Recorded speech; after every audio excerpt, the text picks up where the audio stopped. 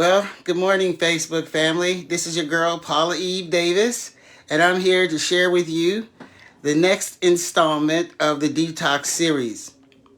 The title is Deconstruct. I've just finished doing my detoxing cardio. I did some things on the bike, and now I'm on the rowing machine. I know, call me crazy, but I had a great weekend, so I need to detox a little bit more, if you know what I mean. But I just want to encourage you on today. There's so much going on in the world. I know we're concerned about the state of war and the potential of war across our world.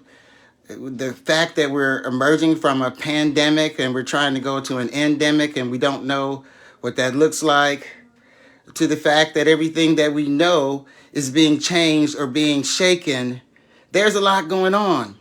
And that's just in the broader world around us. In our own personal lives, relationships are changing, people are coming in, people are passing away, the traditions are not being held together, generational disconnects, and the list goes on. So what we need to talk about in the Detox series today is deconstruct. You see, deconstruction is not quite the opposite of construction, but it's a little bit different. When you deconstruct something, you take it apart into its individual elements and you examine it. You start with the whole, you look at the whole, and then you begin to deconstruct. Take apart the structure, take apart, people apply this to reading assignments, trying to deconstruct what the author meant, what they were trying to say. And they break it down into individual components and then examine those components. And then from that breakdown, they then construct or attempt to construct what the author or what the structure was meant to do in many ways, to make it better. So we're going to talk about deconstructing our foundation. Our foundation comes as a result of life. Our foundation is who we are. Our foundation is our experiences. Our foundation is our education. Our foundation is our relationship. Our foundation is made up of many different things. And then upon that foundation, we begin to build the structure called us. The problem is that if the foundation that we have built is unstable, then the whole structure that the foundation rests upon is unstable.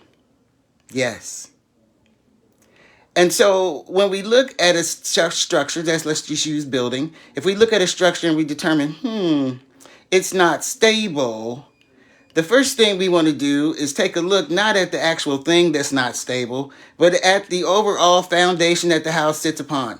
Because if the walls are shifting, the house is not stable. The foundation is not stable. The walls should not have crack in it. If the walls have cracks in it, then that means that the foundation that the house is built upon is not sound. If the basement is leaking, that means that the foundation that the house was built upon is not sound. And so we need to deconstruct to figure out how to reconstruct that foundation so that it'll be sound. So that the roof won't leak and the basement won't flood and the walls don't crack. That's what we have to figure out. So we need to take a hard look at the structure called ourselves and then dig a little deeper, not just what's out on the surface that everyone can see the aluminum siding or the brick or how many windows you have. That is material.